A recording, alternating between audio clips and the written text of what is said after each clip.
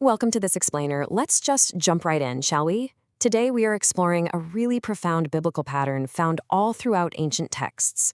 It's this incredible structure showing how periods of deep, crushing anguish often serve as the exact crucibles for profound redemption. We're going to see how the source material reveals that our darkest moments aren't dead ends, they're actually the very pathways to our greatest breakthroughs. So let's just be real for a second and ask a deeply human question. Have you ever felt totally stuck in the dark? Have you ever been trapped in a season of hardship, anxiety, or depression where the light felt impossibly far away? The text we're unpacking today acknowledge that this is a fully universal experience. And honestly, they offer a fascinating, structured framework for understanding these seemingly endless nights of the soul. To really grasp this framework, we need to turn to a beautiful verse that is much more than just poetry. It's actually the structural blueprint for this entire explainer. Psalm 30, verse 5, sets up our anchor motif, moving from a dark, somber night to a bright, hopeful morning. Historically, scholars point out that this likely reflected an actual, terrifying ordeal the psalmist survived, culminating in a literal morning of deliverance. Think about the stark contrasts going on in these promises. You've got anger paired right up against favor, a moment contrasting with a lifetime, and, of course, weeping versus joy. The text is deliberately juxtaposing these elements to make a point. While suffering and discipline are very real, they're temporary. That restorative joy, it's designed to last forever. Scholars actually have a name for this whole process. They call it the hermeneutics of reversal, which is a fancy way of describing a formula deeply embedded in these ancient texts. It's like a trajectory. You start with a normal equilibrium, then, boom, a destabilizing crisis hits. That crisis almost always leads to a subterranean descent, like getting thrown into a pit, a dungeon, or a cave, before it all climaxes in a divinely mediated restoration that leaves the person way better off than where they started. Section 1. Joseph, from the pit to the palace.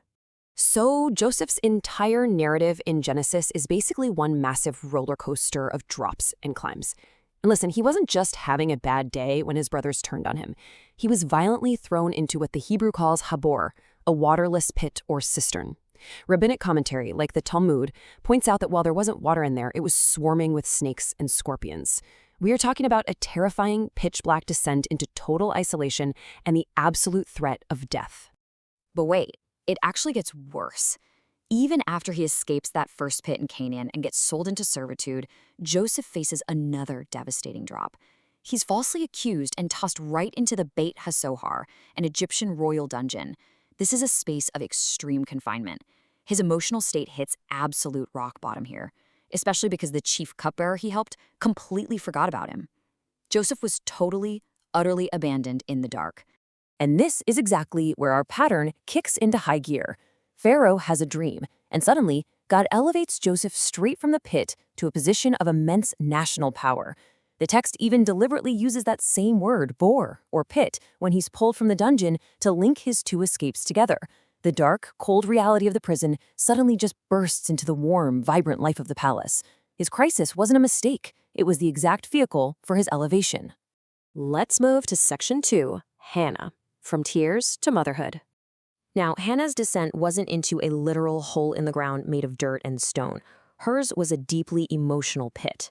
In 1 Samuel, we see her facing this intense, agonizing pain and rejection. She was suffering from barrenness and dealing with year after year of cruel mockery from her husband's other wife, Peninnah. Her despair was so heavy that she would just weep bitterly outside the temple at Shiloh, refusing to eat. Her grief was so raw, so visible that Eli the priest literally thought she was drunk. But here is the absolute game changer. How does the reversal begin? Hannah takes all of those messy, agonizing emotions directly to God in raw, completely unfiltered prayer, and she finds incredible emotional strength. The text notes she walked away with a joyful spirit, and she finally started eating again. She was completely transformed on the inside, well before she ever physically held her son Samuel. The morning began in her heart, long before it ever showed up in her circumstances. Bringing it back to our anchor verse for a second, just to remind ourselves of the structure. Hannah's long, bitter night of weeping and barrenness ultimately gave way to the incredibly vibrant, joyous morning of motherhood. Her tears weren't ignored. They were literally the seeds of her eventual rejoicing. Section 3. David. From the cave to the throne. David's wild transition from being this terrified, hunted fugitive to the actual monarch of Israel, it all happened out in the rugged, somber wilderness of Judea, specifically hiding inside dark caves. Just think about the unlikely, totally broken crowd that gathered around him in the cave of Adullam. David is fleeing a paranoid King Saul, carrying immense psychological guilt because his actions indirectly caused a massacre, and he is sitting in the dark. And who joins him? 400 guys who are in distress, in debt, and deeply discontented. But this isolating cave wasn't a dead end. Not at all. It was a divine passageway. It acted as this structural crucible where David, literally sitting in the dirt with a ragtag group of total outcasts, learned how to govern, how to lead, and how to rely 100% on divine providence. The future king was literally forged in the dark. So again, the pattern is mapped out so clearly for us. The terrifying, exhausting night of running from Saul and hiding in the shadows of the earth is transformed into the bright, victorious morning of David stepping out of that cave to take the throne. The cave didn't destroy him, it prepared him for the crown. Section 4. Jesus. From the cross to the resurrection. This brings us to what scholars identify as the ultimate cosmic reversal, the greatest historical fulfillment of this entire pattern, the story of Jesus. Because before the resurrection, there is a massively intense psychological and physical descent. In the Garden of Gethsemane, Jesus experiences the deepest human anxiety and sorrow imaginable, literally sweating drops like blood. The text says he was overwhelmed with sorrow to the point of death. The source material highlights this to remind us that facing difficult, crushing emotions isn't a lack of faith. It is a completely normal part of the human experience, even for Jesus. And this perfectly maps the ultimate trajectory of our core theme.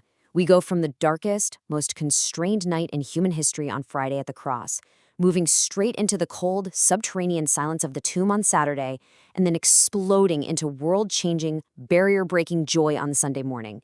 The grave itself literally becomes the womb of the resurrection. Which leads us to our final part, Section 5, Joy in the Morning.